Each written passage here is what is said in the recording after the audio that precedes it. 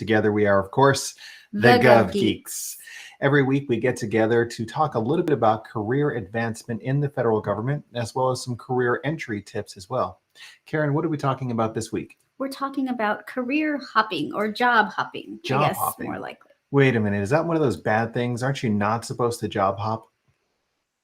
I mean, we're going to talk about it. Yeah, well, look, we'll get into it. All right, let's go ahead and roll the intros.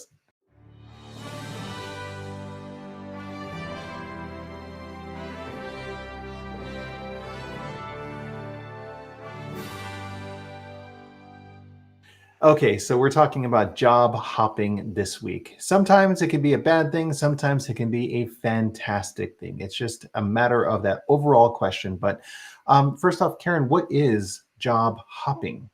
Well, it's literally, well, I don't know what literally is. Literally, right like a word. Super Mario Brothers jump hop. Right, exactly. You're actually leaping through. I don't know. No, I think it is essentially going from one job to another in a short period of time. And sometimes people do that very often. Sometimes people stay in jobs for a really long time. Yeah. So it's been kind of the norm recently to be in one position for a couple years and then transition to another position. And then bam, you hop into the next one. Well, it's funny also because you said a certain length of time, and it used to be where you would be a part of one government agency or one job for like your career, and you were just there. Oh, yeah. So 30 plus years just in the same job. Just in the same job, exactly. And we used to have different retirement systems in government that would really support that. So now, of course, we have FERS, and back in the day, we had a different one, a civil servant retirement system, I think it was called CSRS. But that rewarded you for staying in the same position. And now you can change jobs, still stay within government, and bam, you're able to really have a nice retirement package. Yeah. So with all of that stuff said, I guess basically we're in agreement that job hopping is in the eye of the beholder. There's a certain time period that could be good or not so good for your growth or your advancement. But let's go and talk about these a little bit further. Right. Because if you do it strategically, you can be successful at it. Oh, agreed. Absolutely agreed. Yeah. Because sometimes you can honestly be in a job too long, and you might pass up a lot of opportunities for growth because you're in that one position. You get comfortable. Yeah, or you're not developing yourself. You've gotten the same set of skills, and so you're not as marketable. So then it becomes more challenging to leave after you've been in that position for a little bit of time. Mm-hmm. Yeah. But at the same time, you don't want to show up and say, oh, right, today's my first day, and I'm going to the next one. Exactly. Or do you? Right. So now we'll go into the 3 strategies, which the first one is, did you advance? So I think it's really just asking you 3 questions to see if it is a good thing or a bad thing. So the bigger question at the very beginning is it an advancement? So you could be like in one graded position. And as we know in the federal government, there's the GS table for the most part, 1 through 15, and then there's the SES and some other stuff. So if you are getting a different job and you're advancing in your career, perhaps in a way that you couldn't in the other job, well, then that makes sense, right? Yeah, it makes total sense. Yeah. So if you're asking yourself like, okay, I really like my job. I really like the people that I work with. I feel like I'm making a difference here.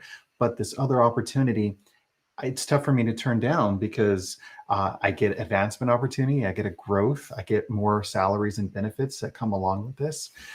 And really, are there other benefits? I mean, you could have a great negotiation with the agency that is looking to hire you, and maybe they're going to do tuition reimbursement. Maybe it's going to be closer to your house. A lot of these benefits are there. So, Karen, I'm curious, from your perspective, if a person has all of those great things, but maybe they've only been in the job for 6 months, is it something that they should leave for? Well, you could actually be, I don't know what the word is. It depends on what you're talking about, right? You're talking about moving agencies. There could be moving around within your agency, and there could actually be limitations already built into your position, meaning probationary period. Right. So you could be penalized in a sense for not completing those 2 years or whatever time frame for your probationary period. So I think you want to be a little bit careful about having it so quickly. So I would just urge caution if it's only been 6 months that you've been in this job and now you're already planning to move to another job. Understanding, yes, it could be an advancement, but is now the right time to be doing that? Right. Is now the right time? And that's something for you to really consider. And also, like Karen was mentioning, if you consider, well, what are the rules, requirements, the time period that you're supposed to be there, if you signed any agreements or anything like that, and those are binding, making sure that you stay there.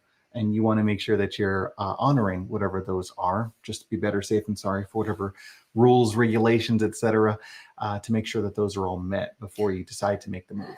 Right. Not only that, you also want to think through, as far as it's a small, I guess, sector in a sense. Mhm.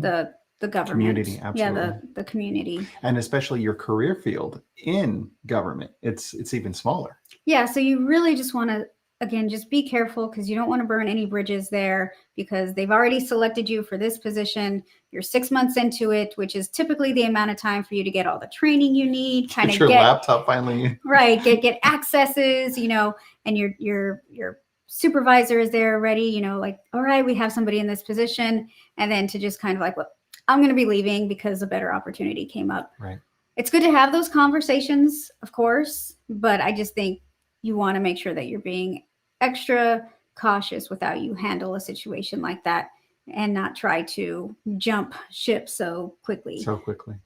Yeah. And I really appreciate you saying that, because as long as you're having that good connection and conversations with your supervisor in the organization. So say, for instance, you have a job, you just accepted it, you're 6 months into it, and another position that you interviewed for a long time ago comes up and they say, hey, we're finally able to move forward. We'd like to offer you this position at this grade with these great benefits, et cetera. And it's more than what you've gotten previously. I mean, that might be a great opportunity to have a conversation with your current supervisor to say, look, I was in the job market. I went for this position, was really excited about the mission. I still love it. I'm still committed to it. But honestly, this is where I am. Maybe at that point, they can do something to kind of match that. Perhaps if it's either helping with some retention opportunities, if you offer in your offer letter that you have received from the other organization that gives all of that stuff in writing as to what you're going to get there, maybe they can work with their supervisors, et cetera. Because really at that point, I mean, how long has it taken the hiring manager to get to that point? Because there's so much stuff that goes on in the background to get the position approved, to get the funding for it, to go through the hiring process, evaluate all of the candidates. And here you are, they've invested a lot of time into you being there. So it is worth their while to see if they can keep you there. So, okay, that's a great strategy, Karen. What's another one then? So the other thing you want to ask yourself is this a pattern? Have I been tending to jump from job to job on a regular basis? Yeah. Yeah. Oh, yeah. So if you're going to look at your resume and you see this huge pattern where every position that you're in, you're only there for the 3 months, the 6 months, and then bam, you're ready to hop to the next one. Now, it could be each of those times there was a growth opportunity. Sure. But once you again start to see that pattern emerge, that kind of begins to look as a bit of a detriment. Right. Not only you seeing the pattern, but hiring managers seeing that pattern. If they see, all right, they're only staying 3 months in one place. And to be honest, in the federal government, what are you really learning and gaining 3 months in one position and then moving on to another? Or how much of an impact could you have possibly have made in those 3 months? Right. Yeah. And yeah, there could be maybe some short stint projects that you're working on that are just, that length that happens to be. But again, if it's a pattern where it's 3 months here, then 3 months there, and you have several positions like this, then that could be concerning for a hiring manager, because then I'm going to think, well, shoot, they're probably only going to be here in my position for 3 months. Why would I want to invest all that time and effort to get somebody in the position who's going to just up and leave in another 3 months? Oh, exactly. Yeah. And that could ultimately not be as large of a benefit for you. While it might seem great in the short term, but with that said, if you're really looking at what you truly care about and what you truly value, if you're in an organization in a position that really isn't a good fit for you and you don't feel really good, perhaps it's detrimental to your health. I mean, these are things to consider when you're really deciding to make the move. And if those things are compelling you to leave that position, then yeah. But again, how often is that really happening for you to get to that point? There is something to be said about basically the market economy. So, for instance, if one agency is willing to pay you a GS7 salary, and another one's willing to pay you a GS9, and then the other one's willing to pay a GS11, there's these different rates. So you should be marketable at that highest one. So perhaps maybe you're applying for grades or positions that are too low for you because you're qualified for that higher level. Something to consider as well. But yeah, I love the idea that you have to be in the position long enough to even really be able to make an impact. Right, which goes on to the third question to ask yourself, which is, can you show a series of successes? Right. Yeah. So even if you're in positions for a short time in each one, really, what is the biggest impact that you've had in each of them? And who knows? Maybe you're like a brilliant statistician, for instance, and every place that you go to, you're able to really create a great project, a plan, or an activity that has the opportunity to leave that impact there in that organization. And then you take those skill sets and those abilities, and you're able to benefit another agency or organization. Right. And if you can show that, then that's great. Yeah. And you can improve multiple agencies within a short period of time, which that's great. But again, just making sure that you are being strategic about it and being a little bit careful with how you move from position to position. Oh, absolutely. And perhaps along the way, you're really adhering to good relationship building. So you're establishing good connections, you're working well with people, both your supervisors as well as your colleagues, different branches, divisions, sections, units, etc. And your network is just continuing to grow rather than you have a series of burned bridges behind you. You show up in one place and you get everyone else upset at you. No one else likes to work with you. You haven't really accomplished anything the whole time you were there. You were just looking for that next bump up, and then there you go again. You're then going to just be seen as this, serial, job hopper. Yeah. Because when they do their background checks or the reference checks, and everyone that they're trying to speak with about you, they're saying like, who, what? Oh, I think I vaguely remember that person here. They weren't here long enough for me to find out too much. Exactly. Or worse yet, they were only here for a little bit, but man, let me tell you some bad things about them. Yeah. It's possible these sorts of things can happen. And just like you said, it's a relatively small group, especially in federal government and then in your career field.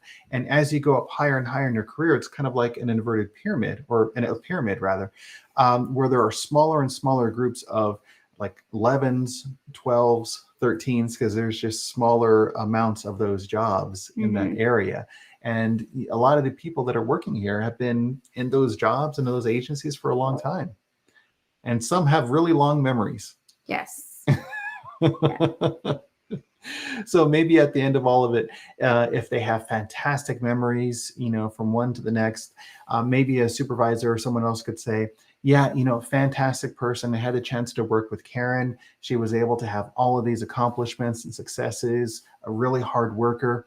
Just unfortunately, I didn't have the approval to get an extra grade to offer her for her work that she was doing. And, she just saw this better opportunity and she had to go for it.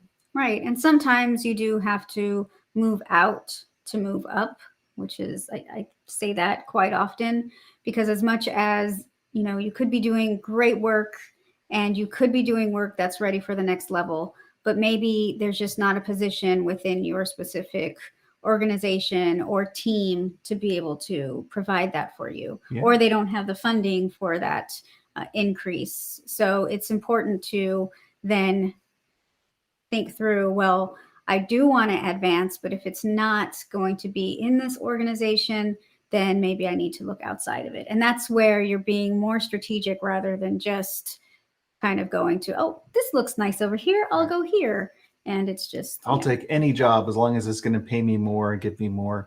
Yeah. I mean, it's a full set of equations that you would have to work out to see if it is the right thing for you. Absolutely. Right. If you're chasing, the money in this type of work, then I think you're going to be, I don't know, not necessarily disappointed, but I don't think it'll be a good experience if that's really what you're focused on. I really value that you said that, because there are a lot of growth opportunities in government. But in a lot of positions and a lot of industries within government, there's only so high that you can get, and there's only so much money that you can make. So, what if you're used to all of this job hopping? You get into one position and there's nowhere else to hop to because you've essentially hit a dead end. And you've done that either earlier on in your career, or you want to have other types of fulfillment. But perhaps also, what if you're doing the work that you really don't like to do anyways? And then you're stuck there because that's where all of your experience and everything is. And there's no real motivation for you to leave if all you wanted was money in the first place. Mm-hmm. Yeah. So, look at again what brings you fulfillment. And part of the equation is dollars and benefits, but that's not all of it. Right. It's that Venn diagram again, right? What you It can get is. paid for, what you enjoy doing, what the world needs, and what you're good at. So Absolutely. you want to try to at least meet some of those to come up with the balance. But I think it's also a delicate balance with changing jobs, or even, job series, which is a lot more difficult. But because a lot of times you need diversity in your portfolio to be able to continue to move up. And if you stay in one job for the duration of, let's say, 20 years, which you could have varying experiences, but you do want to make sure you can show that. And sometimes that is moving to different jobs or TDYs, which that's something to think about too, is can I accomplish what I'm trying to do through a detail or through a temporary assignment?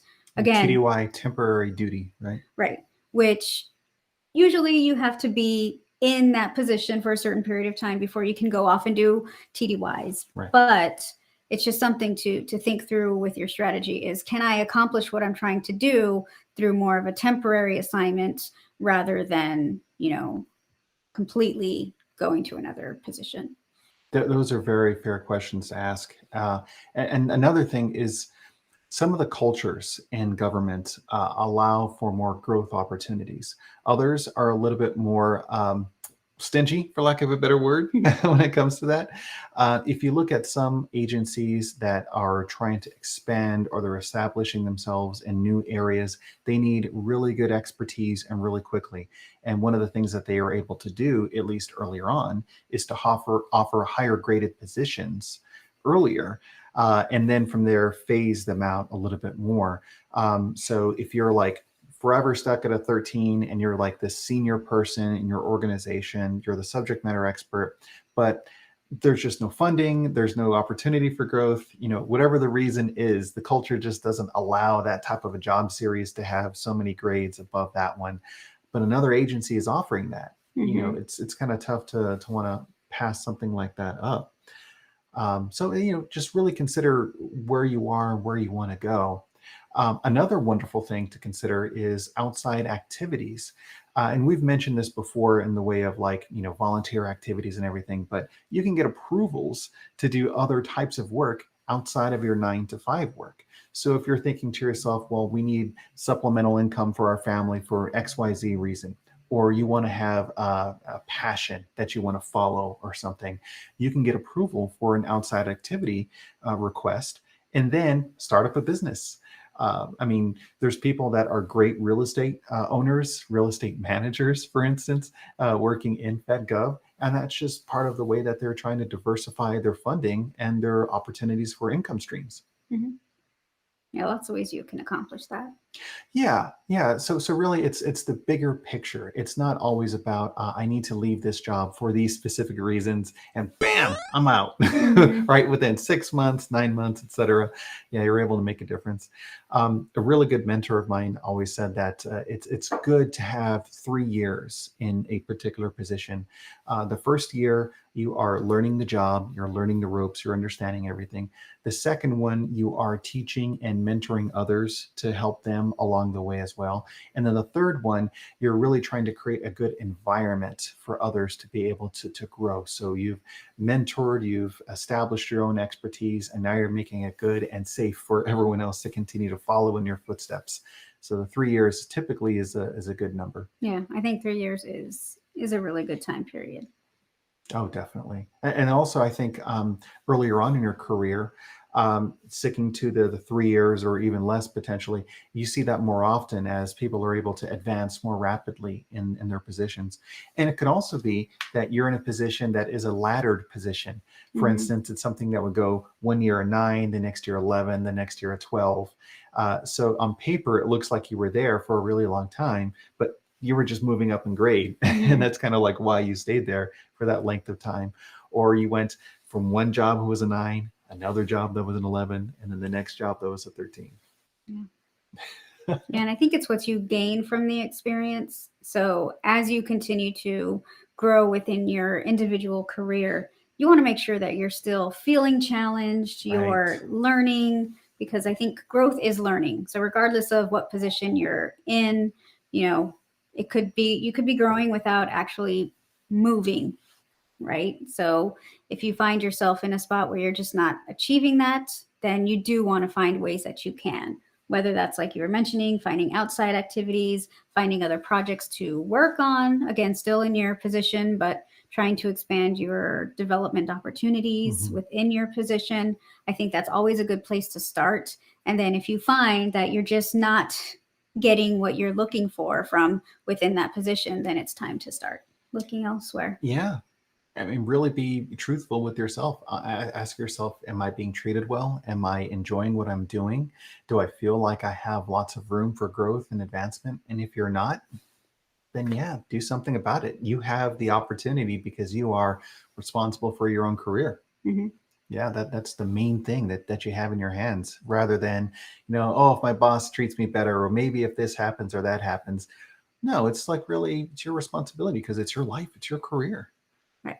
Oh, Accountability within yourself. exactly. Yeah. I mean, I think we all owe it to ourselves for that. Mhm. So, Karen, we talked about three strategies so far. First off, or three strategies as questions. Right. Asking yourself, did you advance? Um, is it a promotion or is it a pattern? Excuse me. Is it a pattern? And then what was the third one?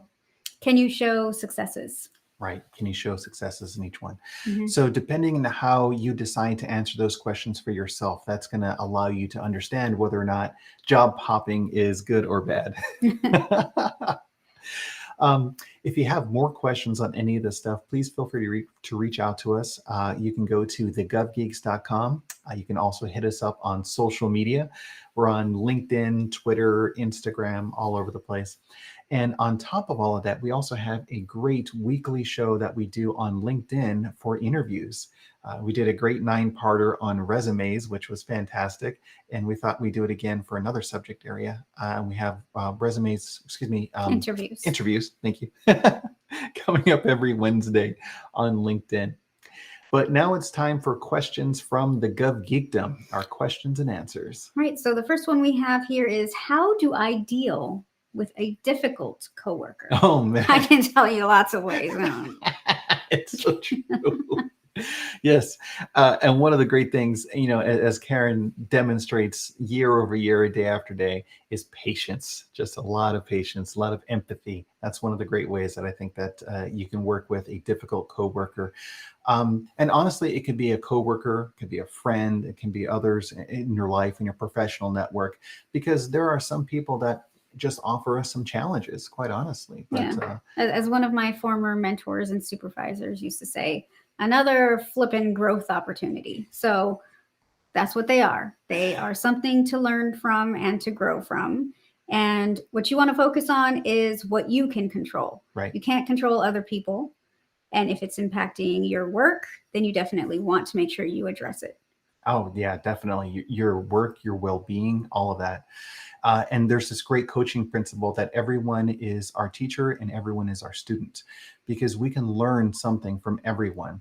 And we have the opportunity to teach something to everyone as well, if they are willing to hear the lesson. So if you're asking yourself, what am I willing to learn from this difficult person? What can I learn about myself? What can I do? I mean, that's how you can use this as a real opportunity. Yeah, reflection. So reflecting on the situation to figure out, how did we get here and what can I do about it now? And sometimes you can't change the situation, but you can change how you react to it, what you do, and how much you're involved in the situation. I think we have more great content on this one. We should do a separate show just on this topic. All right, producer, take a note. Add this one to our list. It's coming up. It's fantastic. We love our producers' help. So the second question, what's the second question then? Is being an SES worth it? What is an SES? Very good question. The Senior Executive Service. This is where they have that really awesome flag in their office. It's apart from the US flag, but it's the special SES flag. The SES Corps is essentially the highest level that you can reach in government. There are some political appointees that are SESs, and then there's some career SES. And the bigger responsibility is to ensure the continued operations of government throughout administrations from one to the next. So there's a good established governance and operating functionality of that agency. Very important. But sometimes is it worth it? It's not necessarily worth it. Yeah. You're going to get paid more for the most part. There are some government jobs that are the GS-15 that basically get paid pretty much just as much as an SES, and you don't have that level of responsibility. Yeah, you can get moved around to different positions because you just become a part of the SES Corps, and that allows them to move you around from your positions. But you also have the opportunity to really exert some fantastic influence on government operations, really set vision, tone, growth opportunities. Yeah, it could be very impactful. What do you think? Is it worth it? I think it depends on the individual. So you want to make sure that you really are thinking through this decision, if that's the way you want to go, to think through, would this be worth it for me? Because it is a lot of work. Not that any job isn't, but it's just an extreme, a lot of work, responsibility, and you want to make sure that you are ready for it. And sit down with somebody who is an SES to gain some of that insight. Right. And, valuable insight on their experience as an SES, because it could open up your eyes to certain things. Very much could. And I think it relates to some things that you were saying earlier about job hopping. I mean, if you know that the job is right for you and you really want that work, if that's what you're going to get in that SES position, it absolutely makes sense.